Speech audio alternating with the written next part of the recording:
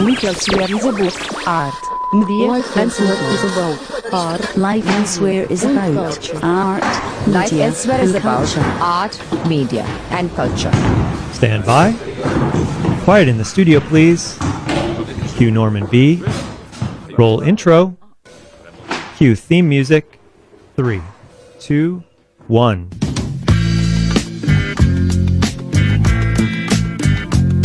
This is Life Elsewhere, created and hosted by Norman B.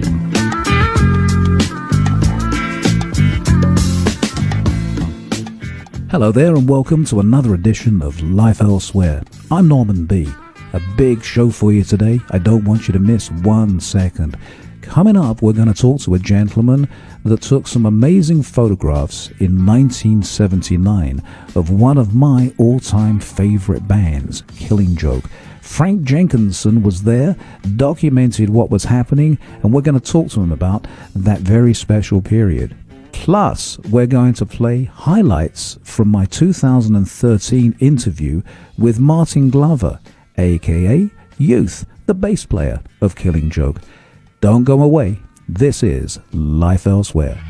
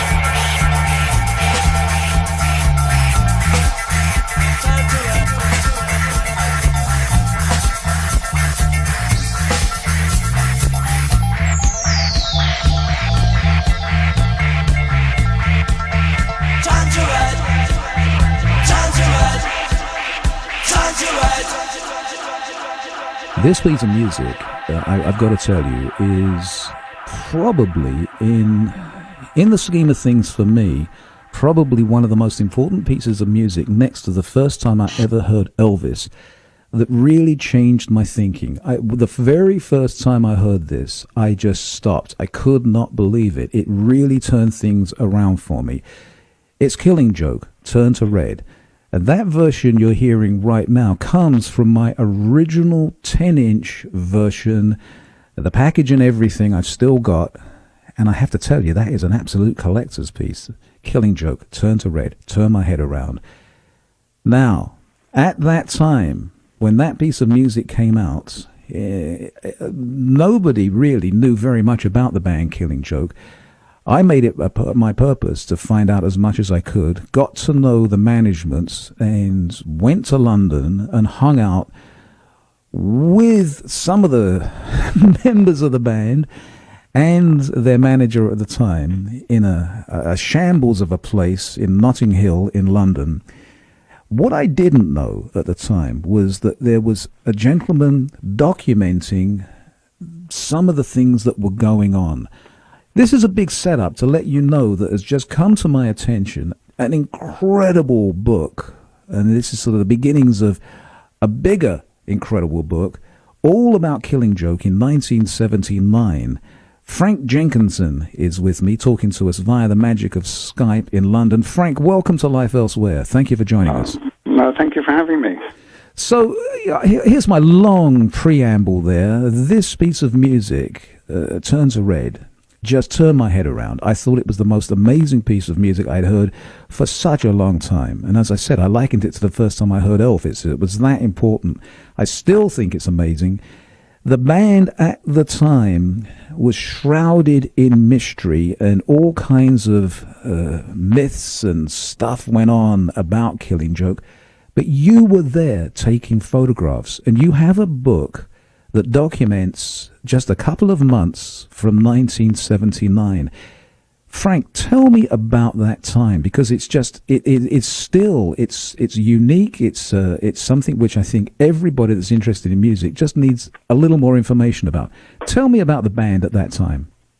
Okay, well, the band was really based around the house you mentioned in Notting Hill.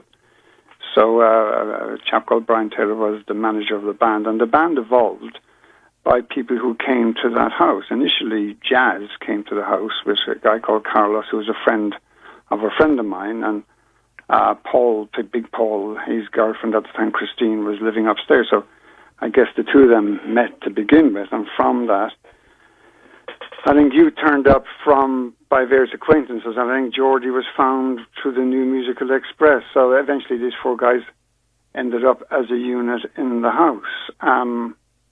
And suddenly the music kind of exploded. I was a sort of a jazz fan before that. I was into Weather Report. That was my band type of thing. I wasn't paying much attention other than a little bit of prog rock here and there. But suddenly you had this band that kind of were making a fantastic noise. Yes. Anyway, I had a camera, and I was there. I wasn't part of the management as such. I wasn't one of the directors. There was a number of directors of Malicious Damage, including, as I said, Brian Taylor, Dick Lavan, Adam Morrison, Mike Coles, and now he's happy. Phelan, can't remember his first name suddenly. Danny. They were the managers of the band. Yeah. Anyway. So I was there with my camera, going along to the gigs, making myself kind of invisible in a way. The band were very kind of loath to have their photographs taken. They were very, very paranoid about most things, and especially about the press. They gave the press a really hard time, and likewise the press gave them a hard time, which hasn't done them sort of a lot of good in the long run. You've had various stories about how they manage interviews and stuff. Yes, yes. But all individuals, I mean, going for a pint with Jazz now and then, he never had any money either. Nobody had any money at that time, really. It's all very lost in the mist of a long time ago. What I think is fascinating, and why we have you on the program, is we're going back in time to 1979, but you documented it. You didn't document what was happening at the time because you thought, 40 years later, somebody's going to be interested. But what I find fascinating about the pictures that you took, and in this book that you have, which I think is a preamble for a much bigger book, is that here are these people in this band that were making completely different music to what was going on at the time. But they, as we already said, shrouded themselves, whether it was deliberate or not, in this kind of sort of mystique, this sort of mystery. And the photographs that you took really capture that. And I want to just talk to you a little bit, Frank, about the fact that you took these photographs and when you were taking them, did you have any thoughts about the future, about how these pictures would be looked at in the future? Absolutely not. No. It was a thing in itself at the time. I thought the only ambition I had then was to get something published. There was a couple of published. There was a TV television show as a published thing. Other than that, they've been sitting under my stairs since the 1980s. The house kind of fell apart in 1980, 81, and everybody went their different ways. And I think different management took over the Killing Jokes. So we lost contact with each other for a number of years after that. And really only since Facebook and stuff like that, discovering that I knew the bands were still there. And I remember their 30th anniversary, I think I went to actually go and see them. I hadn't seen them for a long time. Yeah. And I was blown away by, the fan base they still had and the loyalty of that fan base and the effect they had on quite a large segment of the population. There'd been various stories before that about the influences on Nirvana in particular and stuff like that. And I became a fan of The Orb accidentally. I didn't know who he was, actually, for quite a long time, until I discovered he used to be the roadie for Killing Joke. That was Alex Patterson. Right, yes. But anyway, I had no idea that these photographs were going to be anything other than just photographs, and they weren't that good, I thought, really, some of them. Some of them were captured a certain atmosphere, but on the whole, there's some of them have required a bit of cleaning up to make them look presentable, really. Anyway, I had no idea that become more interesting in a different sort of way, so you're looking at yourself through different type of eyes from the future backwards. Yes. Now, let's talk about just taking the pictures themselves. You say in just the preamble in the book that you pushed the film, because this is way before digital, of course. You pushed the film. Talk to me about just taking the pictures. You've got. I used to go out and I'd buy a 20-meter roll of film. Yeah. And I'd be under the bedclothes rolling it up into rows. I used to get maybe 50. I mean, a standard roll of film was 24 or 36 shots at the time. I'd maybe get 50 or 60 shots on a roll of film. And I'd dabble with the, what's now the ISO, it used to be the ASA then, and I'd push it from, say, a 200 film to 400 or 400 ASA film to 800. And that would allow me to operate without a flash. It did detract from the quality, obviously. Right. They weren't as crisp and shiny as you might take in bright daylight, but they worked in a concert atmosphere where you get flashes of light, you get various degrees, so you might be lucky sometimes, or sometimes you might get an effect that you wanted, or obviously an effect that you didn't want, but equally worked as well as if you'd planned it. So yeah, I was quite, I wanted to be a sort of a photographer type person. It was a hobby of mine type of thing. And that's how I did it. So I knew a lot about photography then, which I've now forgotten about, obviously. Right. Playing with digital cameras now is like starting all over again. I want to play another track from the Turn to Red 10-inch EP. And when we come back, we're going to play this and take a little break. And then we come back. I just want to talk to you a little bit more about those days, because it was a very unique and a very different time. This is Life Elsewhere. We're talking to Frank Jenkinson, who took these remarkable pictures of Killing Joke in 1979. And he has a book, and he wants to do an even bigger book. Highly recommend that you check this out, and we'll see if we can help Frank in that direction. Here's another track from the 10-inch EP. This one's called Nervous System. This is Life Elsewhere.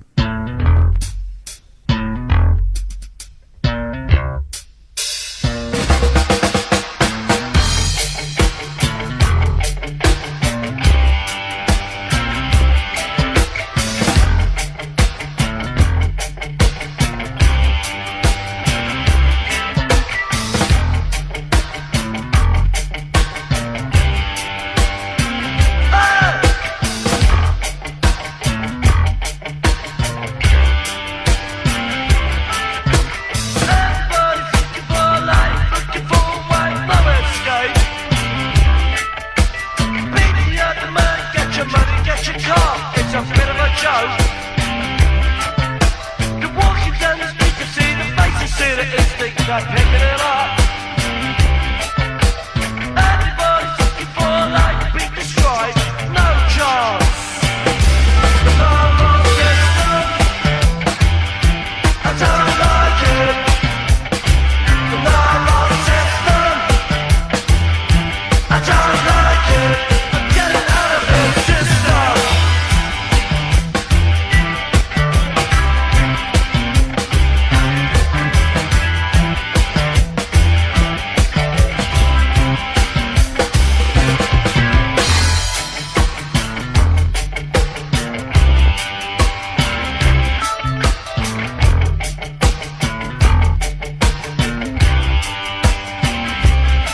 You better do what they say, better live like a way, like an average man.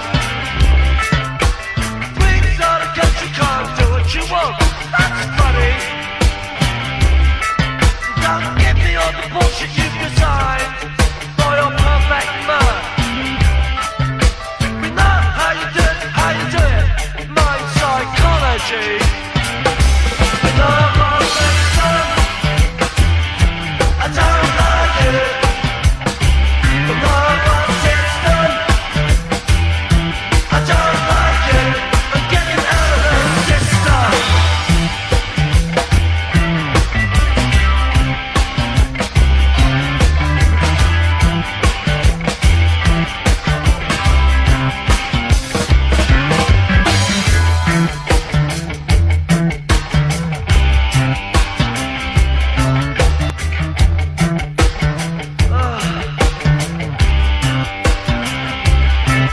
Every year I go on holiday. Every day I live routine. 9 till 5, 9 till 5. Live around the clock 'cause they tell me. 9 till 5, 9 till 5. Live around the clock 'cause they tell you. Everybody's looking for a light, looking for a white low estate. Beat the other man, get your money, get your car, it's a bit of a joke.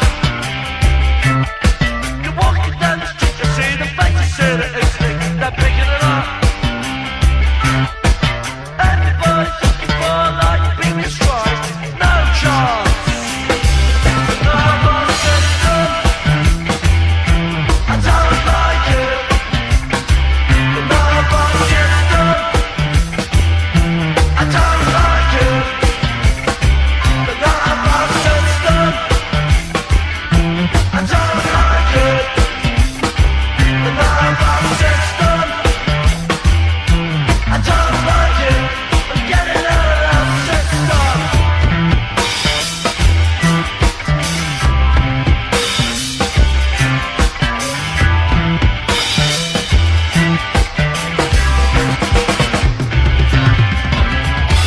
If you're just joining us, we're talking to Frank Jenkinson. Now, he was a gentleman in 1979 that was hanging out with Killing Joke. He was living in the same house in the Notting Hill Gate area of London, and some of the band was living in the same house, and their manager, Brian Taylor, was living there.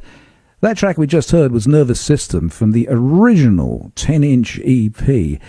1979, when the band was getting together and you were taking these amazing photographs, which we have up, some of them, not all of them, but some of them on our website. These were different times, Frank. What was it like in those days in London with the whole music scene? Good. I'm just trying to remember.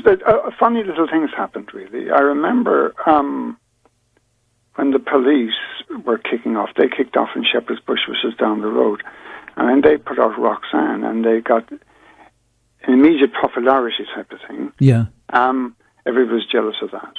Who else was around? The Teardrop Explodes, the Bauhauses, the Thompson Twins, who became a different set of Thompson Twins later on. God, my memory, I'm getting old now.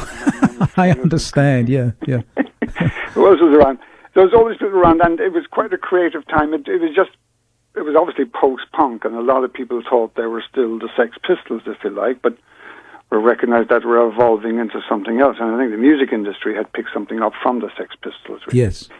But on the Killing Joke side, it was a sort of a self-publishing deal. So the Malicious Damage people set up and published the first and got printed the first Turn to Red CD.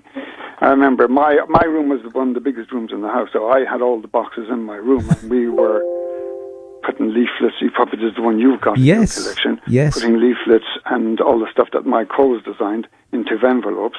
And I remember lugging 2 crates of those boxes to Dublin and flogging them to a Dublin record shop at £1 each at the time. Goodness. So I got £12 for my trip over there with all that stuff. But nobody had any money, and it was just, who was there in government? It was Maggie Thatcher hadn't come in yet. I was just on, she had come in. She was there. So Reagan was probably kicking off on your side at the same time. Yes. And then I think going into sort of semi-austerity with the miners' strikes and stuff like that. He's just come out of the 3-day week. It was post-IRA time and stuff like that. So it was pretty grim. All around. So people had to make, I suppose, the best stuff on entertainment they could make. They were tired of the prog rock stuff and were making their own stuff now. Do you think, Frank, that, I mean, clearly it's been written about and talked about many, many times over about the austere times in the UK around that time and the influence that it had on the music. But do you think that there was influences coming in from other directions as well? And what I'm sort of thinking of is that there was sort of a somewhat, and this is a fancy way of saying it, a cross-pollination of different styles of music all sort of merging together. And that was, I think, one of the things that made Killing Joke at the time so incredibly interesting, because there was a sort of a dub reggae thing happening. I mean, the dub reggae, the reggae scene around Notting Hill was very strong, and that was obviously an influence. And it was the music that was played in the house most of the time, other than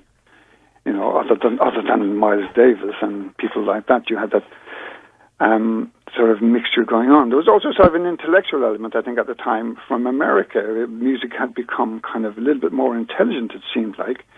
I think Talking Heads, for example, would be one that would pop into mind. And I think Blondie had happened and was on the way. The Dead Kennedys were around. All that type of stuff was going on. So that sort of sense of we can do it ourselves type of excitement was happening then. The book that you have, as I've already said, is self-published. This is only just one very short period, and you have explained that you have a lot more photographs. And I think you would like to get a much bigger book, probably published, capturing the other years. How long did it go on for you taking pictures of the band? About 2 years, I think. I started in the autumn of '79. The EP had come out, the Turn to Red EP. One of the first things we did was various gigs around London, North London, and colleges, and then we did the BBC. John Peel got a copy. Yes. Now let me talk to you about the John Peel program. I have mentioned this on the program to my listeners before, but around that period of time, John Peel and I used to communicate with one another. He used to send me he would either give me jot down recommendations, or every so often I'd get a package in the mail. And likewise, I would send him stuff, which later on, at the latter part of the 80s, I started sending him stuff from Seattle, where I lived, the sort of the beginnings of the grunge thing. So there was a sort of a thing where we used to pass things backwards and forwards. Just sort of throw that in as an aside there. But so Killing Joke did one of the John Peel sessions, and you have some of the best photographs of studio recordings. Talk to me about shooting in the studio.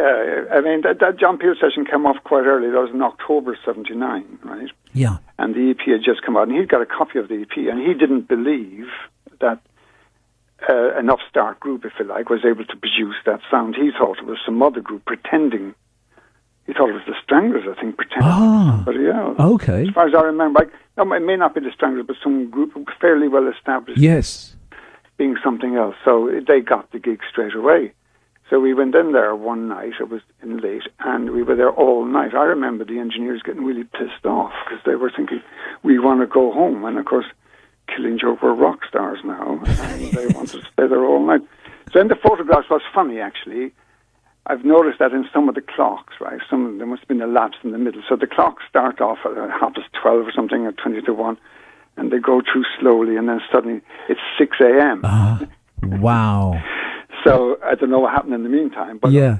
a curious thing that happened as well, there was a track. They did 3 tracks, and they were a track short. Yes. So they did the EP tracks, and they wanted another filler, and they composed Militia's Boogie Okay. on the spot, and I have a hand clapping part in that. So Ah, good for you. Good it's for my you. claim to fame. I don't know if it's ever been recorded. But yes, I mean, yeah. memories, I say, are lost in the space of time. Yes. And you can remember bits and pieces when you dig them out. And in those photographs, which are not in the book, obviously, are sort of the people behind the scenes getting stuff ready, Yes. catering for the needs of the artists, I suppose, of the talent, Yes. and so on and so forth, yeah. I want to talk to you about the talents, and I want to talk to you about the mystery and some of the myths around Killing Joke then and even now. We're talking to Frank Jenkinson. He has an incredible book that documents Killing Joke in a very short period of time from 1979. Some of the images are up on the Life Elsewhere site. Going to play another cut from the first 10-inch EP. This one's called Are You Receiving? We're going to hear that right after this. You are listening to Life Elsewhere with Norman B. You can learn more about this program at lifeelsewhere.co. That's C-O.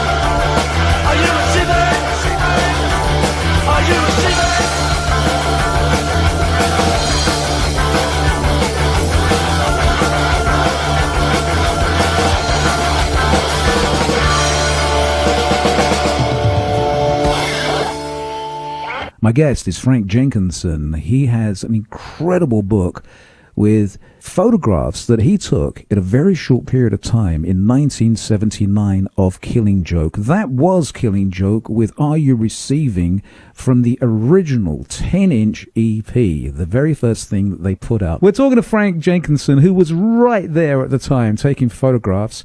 Frank, let's just talk about some of the myths and mysteries surrounding the band at that time. There was a lot of speculation. There was stuff that was written in the NME and the Melody Maker, and the band themselves sort of perpetuated this sort of mystery and myth about themselves. Can you just talk a little bit about that? God, if I can remember. I mean, I think that whole mystique thing kind of originated from Jazz Coleman. And a friend of mine who was in the house with me at the time, Philip, who was also quite into things spiritual. The Bhagwan Sri Wanise was a big presence in the house, and another friend of mine had just come back from eating oranges for 4 months in Spain. He came back with yellow hair, and he was a devotee of, God, who was it? One of these guru people at the time. But the jazz side was all about Aleister Crowley and sort of the black magic side of things. Yeah. Was that, Frank, was that for real, or was that just a little bit of theatre on Jazz's part? I don't know. I mean, some people have taken them seriously. My attitude would be that I think this is provocative, really. Yes. And it's kind of like there for show, and it's a good way to annoy people. So if you want to get publicity, you'd probably shoot me for saying this. Not that I met him recently at a gig, really. I don't know much about it in no way, really, other than it was a presence in the house. People took it seriously or not. It was Jazz's thing. This is my memory of it. I might be wrong. The other members of the band, I mean, Paul apparently has an interest, but I didn't notice that so much. But it was certainly, I worked with the press. Yes. Got them a reputation in that area. Yeah. It is a fascinating document. I can't wait to see. You have, 2 years worth of photographs that you documented? I would love to see 1980 and 1981. The 1980 section is mainly when they started going to bigger venues. Yes. And when they started going to the studios. There's a lot of, I was just looking at it the other day, there's a lot of the, I just put some townhouse stuff up on I have this website called Killing Joke Picture Book on Facebook, so your listeners might want to look at that. Okay. And I'm up there, I'm posting pictures that didn't make the grade for the book, really. They may be a bit blurry here and there, or the emulsion has gone on them. Yes. That sort of stuff. The 1980 photographs are kind of big gigs.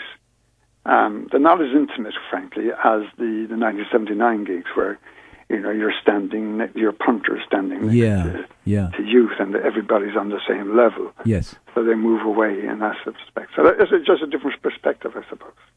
They're fabulous photographs. I think you've documented a period of time which is just wonderful, and it's great to look back. It evokes all kinds of memories for me, and I know for people that weren't there at the time, it's going to be wonderful for people that weren't there to see what it was like. Terrific stuff, Frank. Yeah, I mean, there was a lot of audience shots that I deliberately took. Yeah. And I don't know if we're ever going to see those. I'll put them up on the Facebook site so people can spot themselves if they were ever at a gig. Right. There was one shot in the book, actually. If you look over Youth's shoulder, there's Shane MacGowan in the audience. I just noticed that the other day. That's incredible. I love it. That's quite good, yes. I love it. Frank, it has been an absolute delight talking to you. You've been a fabulous guest. You took great photographs. I really appreciate it, you sharing it with us. We'll have all the link information up on the Life Elsewhere site. We've been talking to Frank Jenkinson. The book is called Killing Joke. It's documenting the band in a very short period of time in 1979. Frank Jenkinson, thank you so very much for joining us at Life Elsewhere. Thank you very much. Thanks for having me. For details about Frank Jenkinson's extraordinary book of photographs from 1979 of Killing Joke, go to lifeelsewhere.co. That's C-O.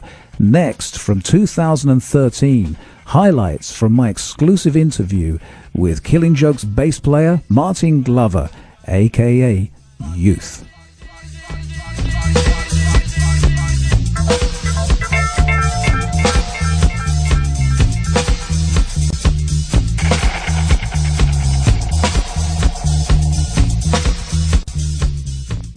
Turn to Red from Killing Joke right here at Life Elsewhere.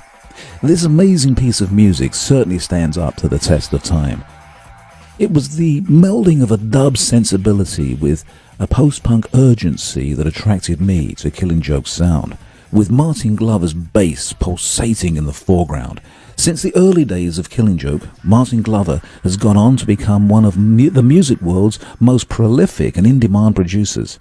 He still performs with Killing Joke, he DJs at events, and occasionally he has time to stop and chat. I caught up with Martin Glover via Skype at his home and studio in Spain. Martin Glover, welcome to Life Elsewhere. Thank you for having me. Nice to talk with you. It's been a long time. I want to talk to you about what's happening musically. Now, you've been around the music business for an awful long time. You've been involved. The list, before I was getting you on Skype here, I was looking through the list of things you've been involved in. It ranges so far and wide, from Killing Joke to Paul McCartney to Primal Scream to all kinds of things. So you've had your hands, so to speak, in all kinds of music. What I'm interested in finding out from Martin Glover, from youth, where's music going? Are you encouraged about it? Let's start with that. Well, I'm always encouraged by music because I'm always inspired by music. So yeah, I mean that's a first. That's something sometimes I've had to work at. You know, sometimes you have doubts and disillusionments, and you go off the path a bit. But I've learned that really, if you give music what she requires, which is a lot of devotion, she kind of rewards you in lots of different ways. So I have kind of devoted the last 35 years to making music and being creative and being inspired and working with artists and helping them realize and manifest their visionary ideas with music as well. But to answer the question, yeah, it's cyclical. And it's kind of, music is you're touching eternity when you're getting into music. The form of vibration, the frequency, it's so the music, the way the music scene kind of works, the music biz. I don't know. I've always been a bit of an outsider, despite having penetrated mass consciousness a few times. And yeah, there's a lot of mystery to that as well, but. Essentially, it moves in cycles. I kind of feel the way things are at the moment is very similar to what they may have been in the early 60s, even though I was a wee baby then. But, it's change. People in the music business, they've seen this change. People go on about the recession for the last 4 years. The music business has been in deep recession for over 10 years. Yes. Maybe 14, 15 years. And I saw it coming, 14, 15 years ago, and I thought, we've got to change the way we work. This isn't sustainable, and this isn't going to continue. And with the advent of the internet and accessibility, people just cannot afford to spend the money that they spent in the 80s, 90s making records all the time. And so I kind of changed the way I worked. And luckily, I really embraced the technology that was emerging at the time, which of course does make things a lot faster and a lot quicker and a lot more accessible. And that's enabled me to, kind of get up to steam and pick up the slack, so to speak, because now we don't have to rent big expensive studios to make records. I can do most of the records I do at home. Although, having said that, I'm sitting in my studio in Spain, where I have built a state-of-the-art studio. Yeah, right. You just touched on something, Martin. We're talking to Martin Glover, aka Youth. We're talking to him at his home and studio in Spain on Skype. You just touched on something which I want to focus in on, and that's technology. Technology changed, and it must have changed how musicians approached what music making. I can remember at a time, you'll be familiar with this name. I remember interviewing Sly Dunbar, the great reggae drummer Sly Dunbar, at one time, asking him whether electronic drums were going to be, whether it was going to change how he played. He said, "No, man, I love it. This is incredible. Think of all the things I can do now." So has technology, from Martin Glover's point of view, has it been a boon to what you're doing? It's been a real bonus, and always has. I find technology very creative. As long as you harness it and you make it work for you, you don't get lost into working for it, which is easy to do. It's very liberating. And I think Sly Dunbar, And a lot of the Jamaican scene over the last 10 years really embraced that technology for a lot of other genres. And they were on it straight away. I mean, it's still a very powerful thing. Having said that, you know, it's very hip for young musicians today to go back to analog recording or using analog compressors and things like that. And so it's a cyclical thing, you know. The technology is there to serve your muse and your inspiration. So if your muse is to record analog with tape with then, you know, do that. And technology allows us to do that today, if we want to, you know, or if not. We are talking about the future of music and where it's going. And I would like to know, Martin, thought I heard you say that music has been in a slump and it's coming out of a slump. It's been in a recession. Well, I'd say it's still in a recession. I think it's going to get worse, especially for the majors, over the next few years. Not only that, the whole tradition of training up engineers, British engineers have ruled the world in the last 25, 30, 40 years, and that whole tradition now has gone with the demise of the big studio. We'll start feeling those repercussions, you know, in the next 4 or 5 years, I think. However, you know, music will never die. There'll always be music. There'll always be people finding a way to make money out of it and selling it, managing it, being agents for it. And that's continuing today, and people are resourceful and they find new ways of making a living out of it. I mean, it certainly is a lot easier to get your music up online and being heard now. Doesn't necessarily mean that all the music that you're going to hear online is any good, but it's up there, and people do break through. And it sort of reminds it reminds me of when I was in Goa and you used to look at these dusty dance floors. Yeah. Throughout the night, there'd always be 1 or 2 people who would emerge that would lead the dance. It'd usually be a girl and a guy, not necessarily together but connected, but they will emerge out of the mass and create the focus and drive the party forward. And it's the same with bands. You have these saturated, massive bands. 1 or 2 emerge, pop up, and they kind of define what we're all feeling at the time. Always happens, always will. And, you know, as far as the future goes, that's not going to change, I don't think. The way we interact with that, the way we absorb it, and the way we, you know, consume it, that will change and is changing. You know, Martin, over the years, particularly over maybe, let's say, the last 20 years, it would seem that dance music really came to the fore, specifically in the UK and Europe, and then it translated over to America.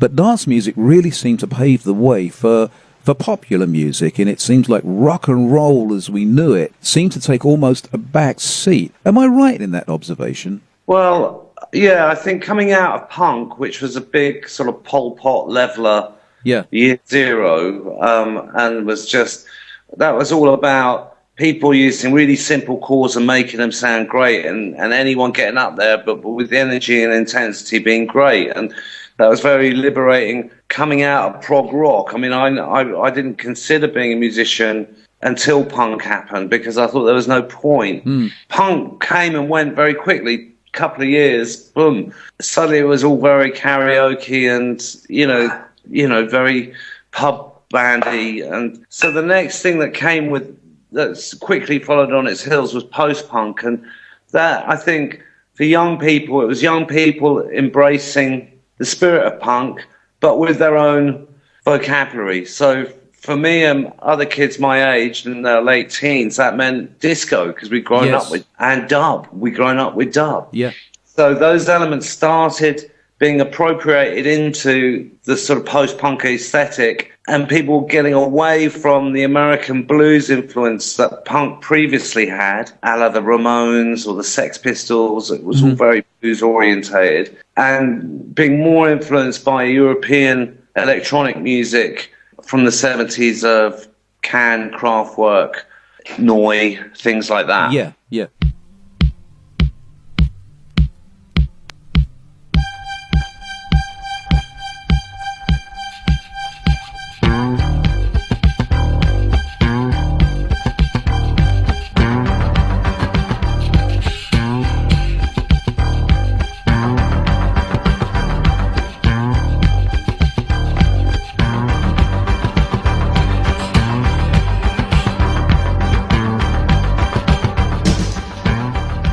example of post-punk music there from Martin Glover. That was from an album called The Empty Quarter that Martin made in, the early 80s after he left Killing Joke for the first time. Along with Ben Watkins there, The Empty Quarter. Interesting music, that. Hard one to find. Do recommend that you check it out if you can.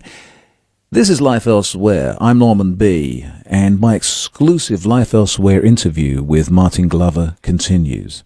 Martin, you've been involved with so many different genres of music over the years.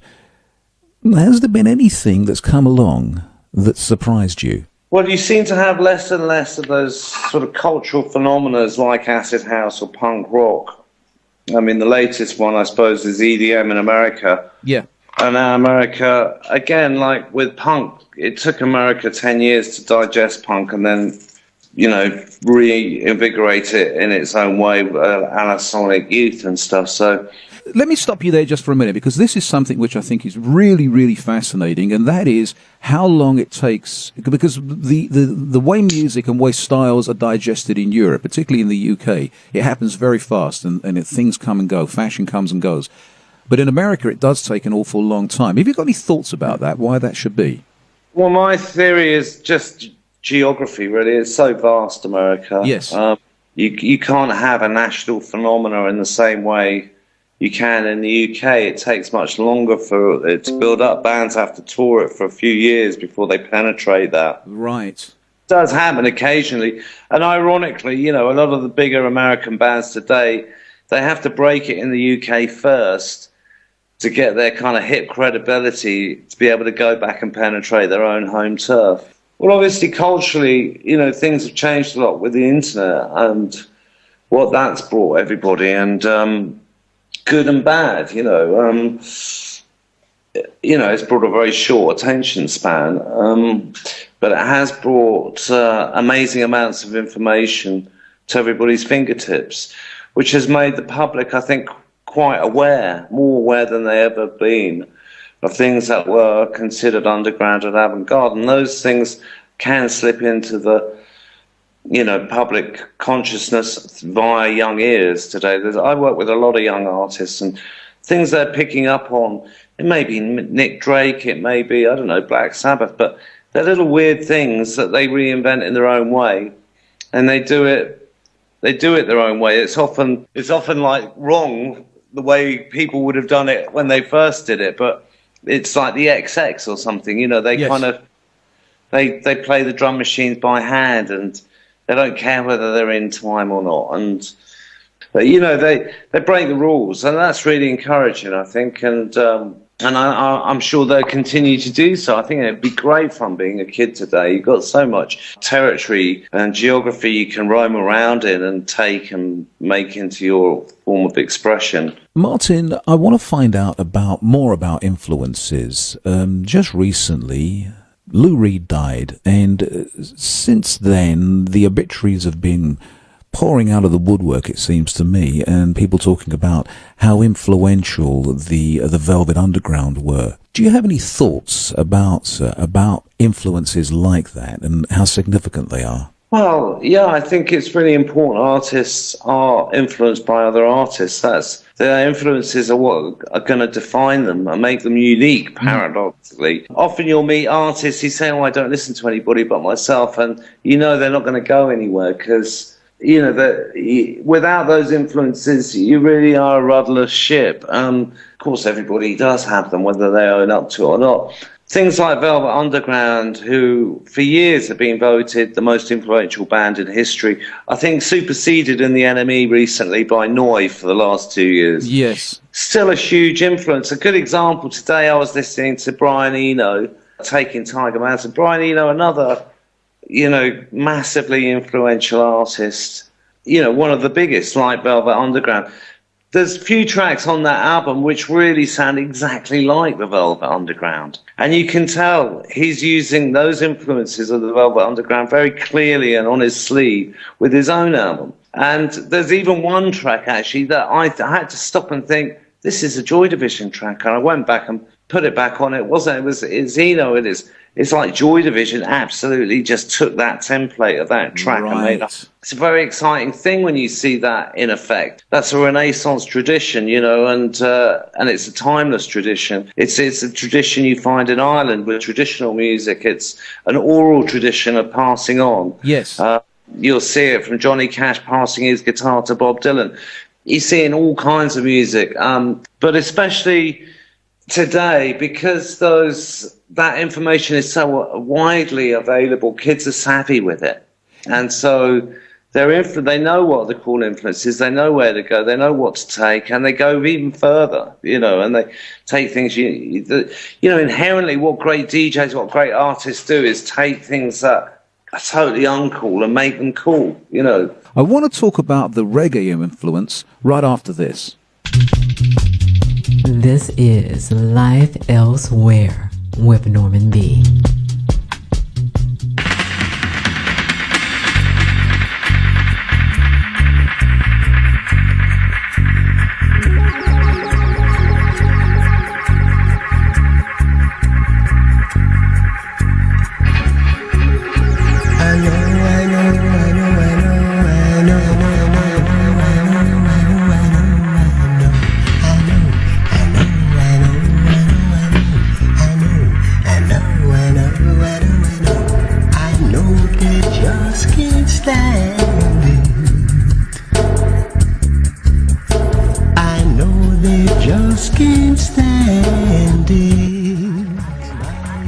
My guest on Skype is Martin Glover, aka Youth, and we're talking about the future of music. And I want to talk about the influence of reggae and where reggae stands today in music, Martin. It's been a huge, big influence on you. In fact, let's talk about the name that people know you by as Youth. Can you explain to people how that came about? Yeah, Youth. I was living in a squat in London in the late 70s, and there were a few Jamaicans, and they couldn't really remember my name. They just referred to me as the Youth. Yes. The Youth. But because I was so messy, my flatmates, because I listened to Big Youth a lot, rechristened me Pig Youth in homage of Big Youth and my messy persona. And it's kind of stuck. So for a long time, I was called Pig, and then that kind of dropped off in my 20s, and it just became Youth, and it's still Youth now. Now I'm in my 50s. It should be probably Elder Youth. But, Older Youth, right? I like that. Yeah, has stuck with me. I don't know why. It was this Australian who really got it to stick. But yeah, I quite like it. Reggae, yeah, massive influence on my life. Going to sound systems in the late 70s, almost indescribable experience in a tiny room, wall to ceiling, big speakers, crammed so tight, you're pushing up against everybody, you can't see anything, it's so dark, full of ganja smoke, and 20k rig pumping this bass that just shook you from head to toe. At 4 o'clock in the morning, blueses or shebeens, as they were known, were like illegal raves that just played dub all night long. You could get a beer and a draw and have a good night. And I used to go down them, and that experience really informed what I wanted to experience. You know, being at a rock gig, I wanted to be in a band that could create something like that. So we also shared a rehearsal room with Motorhead at the time. So volume and bass were really important. Martin, it has been an absolute pleasure talking to you. I want to have you back on. I want to talk to you about the past, and I want you to recount, if you're up for this, just some stories, just being in the studio next door to Motorhead, being on the road. Would you be up for that? Would you do that? Yeah, it'd be my pleasure, Mr. B, and thank you very much for being a very genial host. And I wish you and your show much success in the future.